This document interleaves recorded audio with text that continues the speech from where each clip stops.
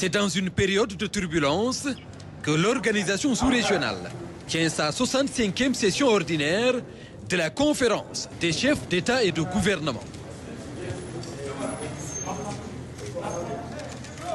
Une première participation pour le nouveau président sénégalais, Bassirou Diomaye Faye.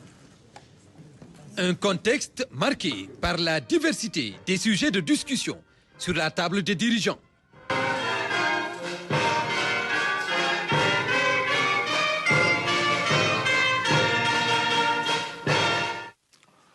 Notre région n'a jamais connu simultanément autant de défis depuis de nombreuses années.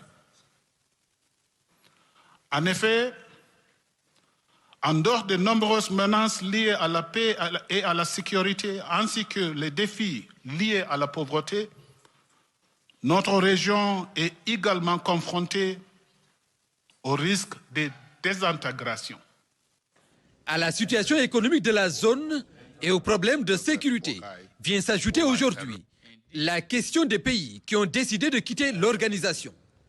Le retrait de la CEDEAO du Mali, du Burkina et du Niger, réunis à travers l'AES, l'Alliance des États du Sahel, une désintégration qui risque d'aggraver l'insécurité dans la région et de remettre en cause la mise en œuvre de la force régionale en attente de la CEDEAO.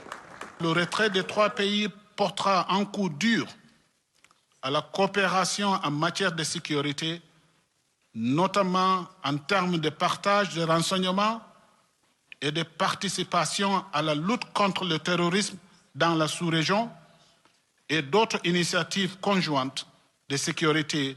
Notre région continue d'affronter d'importants défis sécuritaires, notamment le terrorisme, l'extrémisme violent et des groupes de bandits.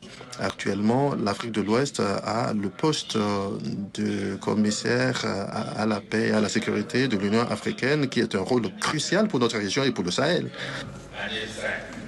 Au regard des conséquences néfastes liées au départ de ces trois pays du Sahel sur les plans diplomatiques, économiques et institutionnels, l'organisation communautaire opte pour le dialogue. La CEDEAO est consciente que c'est seulement dans l'unité, la cohésion, la paix et la stabilité qu'elle pourra relever les différents défis. Une approche prudente qui met en avant de larges concertations dans sa volonté de bâtir une communauté forte et d'assurer une prospérité partagée. La CEDEAO doit trouver les moyens de se réinventer ou de se réorganiser pour survivre et sauvegarder les acquis relatifs à la liberté de mouvement des populations et l'avantage d'un marché commun de 400 millions d'habitants.